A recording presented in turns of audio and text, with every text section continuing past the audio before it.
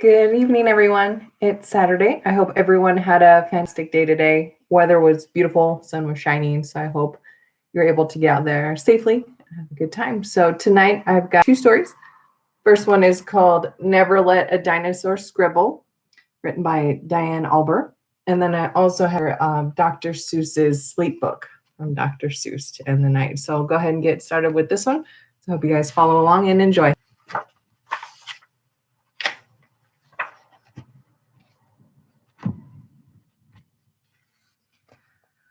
I recently got a pet dinosaur. I know it's hard to believe, but it's true. And everyone keeps telling me, never let a dinosaur scribble.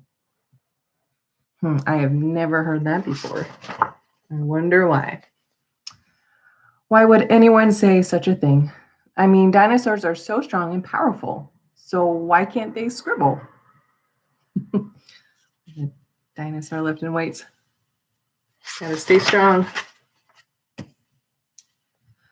I thought if I gave him just one crayon, what could go wrong? It's a nice big blue crayon there. What could go wrong? Well, I'll tell you. He took off running towards the wall.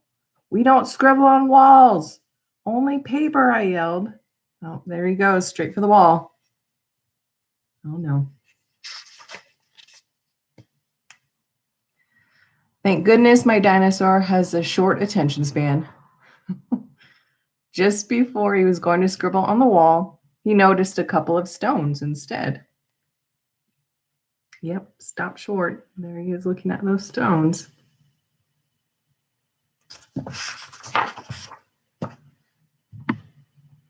He started to scribble on one of the stones, which was great. But there was just one problem.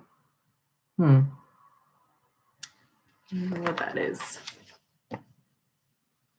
He really couldn't see the scribble at all.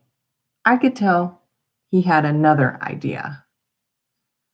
I wonder what that idea is going to be.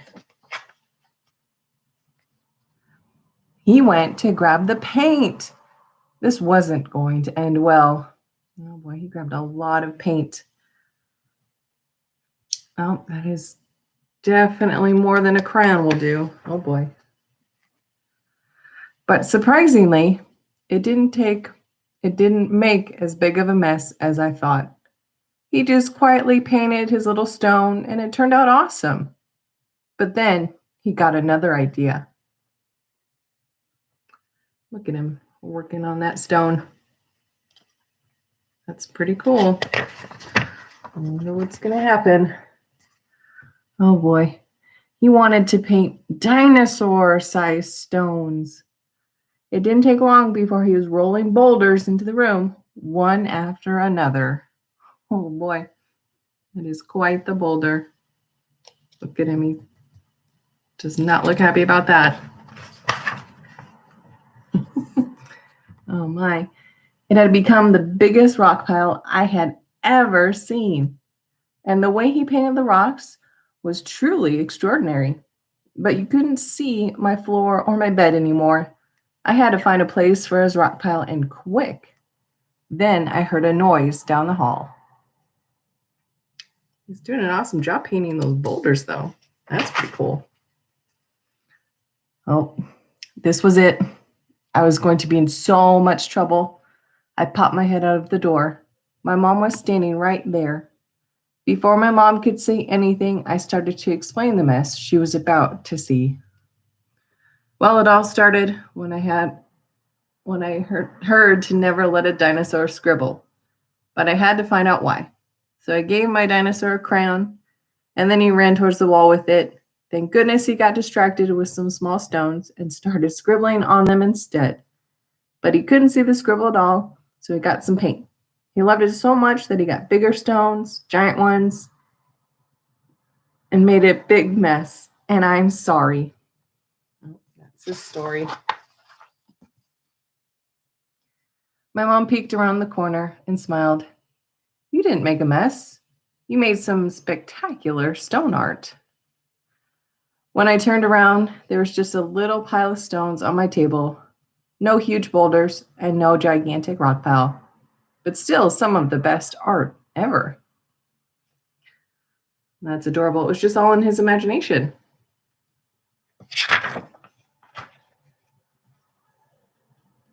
All this time, people wanted to stop dinosaurs from scribbling. It could be because they try and draw on walls or make a gigantic rock pile. But if my dinosaur had never scribbled, he would have never learned how to make this amazing stone art.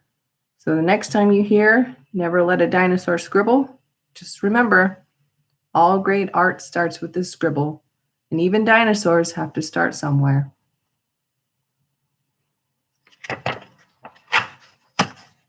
The end. That was a cute one. That was Never Let a Dinosaur Scribble by Diane Alber. And I hope you guys enjoyed that one. Now I have Dr. Seuss's sleep book. Here we go.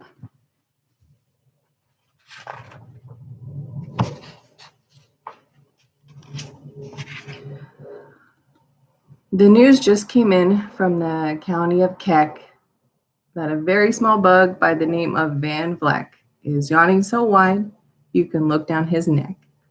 This may not seem very important, I know, but it is, so I'm bothering telling you so. The yawn is quite catching, you see, like a cough. It just takes one yawn to start another yawns off. Now, the news has come in that some friends of Van Vleck are yawning so wide you can look down their necks.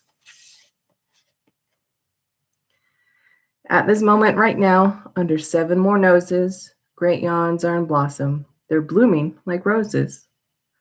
The yawn of that one little bug is still spreading.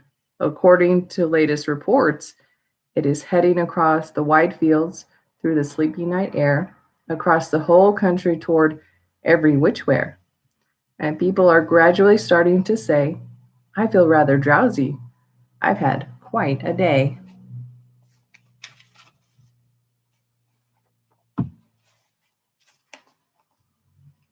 Creatures are starting to think about rest.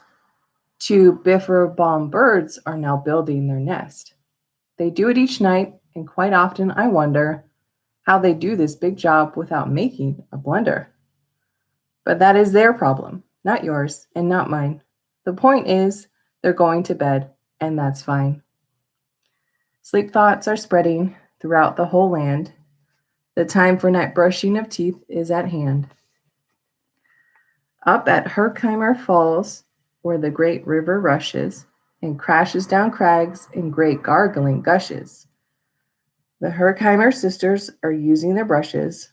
Those falls are just grand for toothbrushing beneath if you happen to be up that way with your teeth.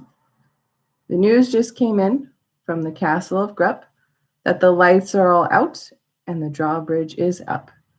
And the old drawbridge drawer just said with a yawn, my drawbridge is drawn and it's going to stay drawn. Till the milkman delivers the milk about dawn. I'm going to bed now, so nobody better come round with a special delivery letter. The number of sleepers is steadily growing. Bed is where more and more people are going. In Culpeper Springs and the Stiltwalkers' Hall, the Stiltwalker stilts are all stacked on the wall. The Stiltwalker walkers have called it a day. They're all tuckered out and they're snoozing away. This is very big news. It's important to know, and that's why I'm bothering telling you so.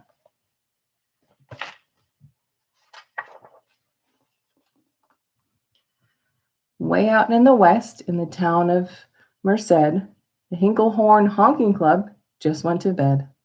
Every horn has been quietly hung on a hook for the night in its own private Hinklehorn nook.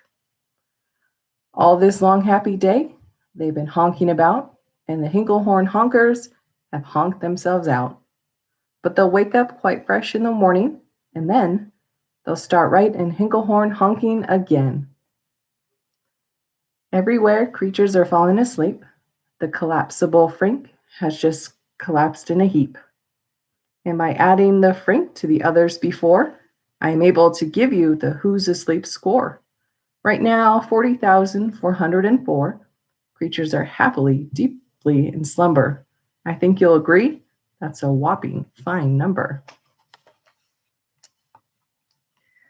Counting up sleepers. Just how do we do it? Really quite simple. There's nothing much to it.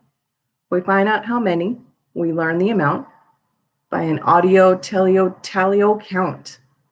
On a mountain halfway between Reno and Rome, we have a machine in a plexiglass dome, which listens and looks into everyone's home, and whenever it sees a new sleeper go flop, it jiggles and lets a new biggle ball drop. Our chap counts these balls as they plop in a cup, and that's how we know who is down and who's up.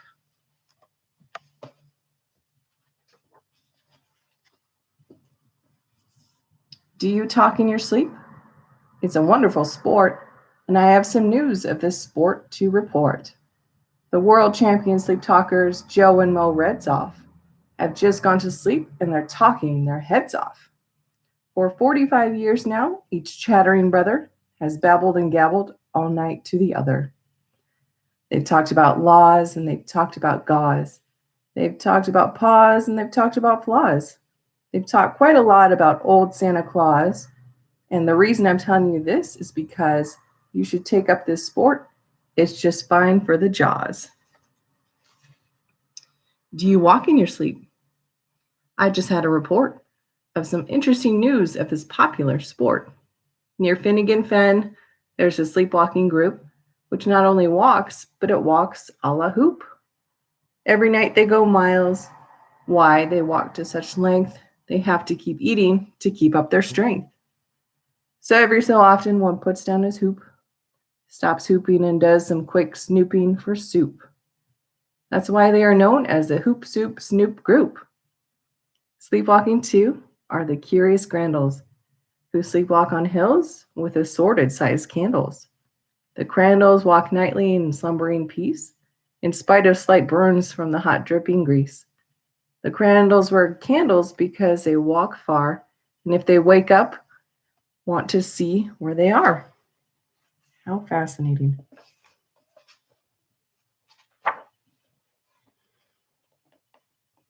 Now the news has arrived from the Valley of Vale that a Chippendale mupp has just bitten his tail, which he does every night before shutting his eyes. Such nipping sounds silly, but really it's wise. He has no alarm clock, so this is the way he makes sure that he'll wake at the right time of day. His tail is so long he won't feel any pain, till the nip makes the trip and gets up to his brain. In exactly 8 hours, the Chippendale mupp will at least feel the bite and yell, ouch, and wake up. A Mr. and Mrs. J. Carmichael Crocs have just gone to bed near the town of Fort Knox. And they, by the way, have the finest of clocks.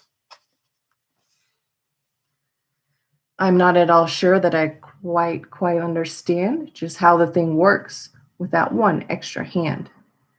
But I do know this clock does one very slick trick. It doesn't tick-tock. How it goes is talk-tick. So it ticks in its talker and talks in its ticker. It saves lots of time, and the sleepers sleep quicker. What a fine night for sleeping. From all that I hear, it's the best night for sleeping in many a year. They're even asleep in the Zweibeck Motel, and people don't usually sleep there too well. The beds are like rocks, and as everyone knows, the sheets are too short. They won't cover your toes. So, if people are actually sleeping in there, it's a great night for sleeping. It must be the air.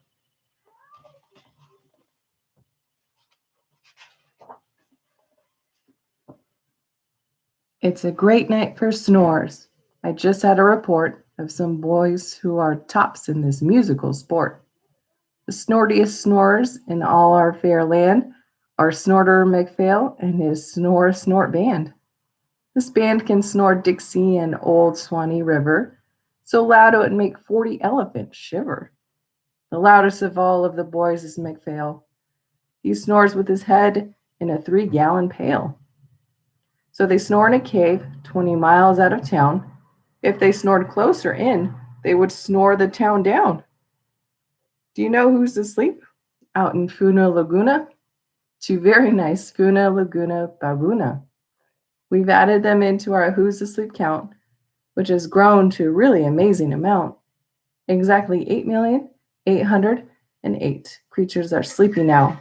Isn't that great? A Jed is in bed, and the bed of a Jed is the softest of beds in the world, it is said. He makes it from pom-poms, he grows on his head, and he's sleeping right now on the softest of fluff, completely exhausted from growing this stuff.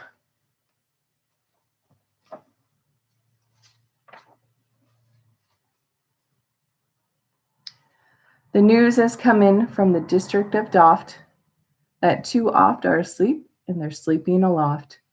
And how are they able to sleep off the ground? I'll tell you. I weighed one last week and I found that an oft is so light he weighs minus 1 pound. A moose is asleep, he is dreaming of moose drinks. A goose is asleep, he is dreaming of goose drinks. That's well and good when a moose dreams of moose juice, and nothing goes wrong when a goose dreams of goose juice.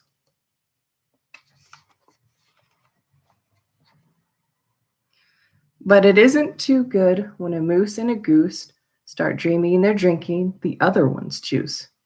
Moose juice, not goose juice, is juice for a moose. And goose juice, not moose juice, is a juice for a goose. So when goose gets a mouthful of juices of mooses, and moose gets a mouthful of juices of gooses, they'll always fall out of their bed screaming screams. So I'm warning you now, never drink in your dreams.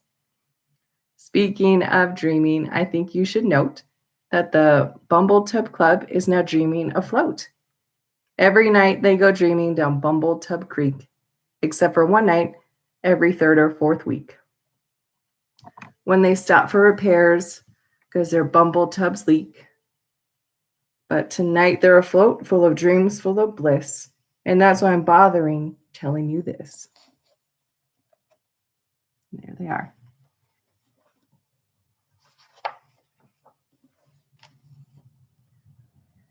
$99 zillion, 9 trillion and 2 creatures are sleeping. So, how about you?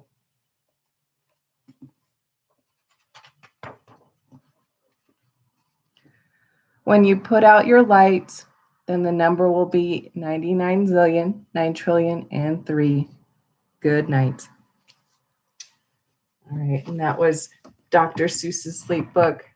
So I hope you enjoyed that. It's a bit of a tongue twister for me, but I hope you guys were able to stick with it. So thank you so much for enjoying, and I hope you guys have a great night. Until next time, thank you.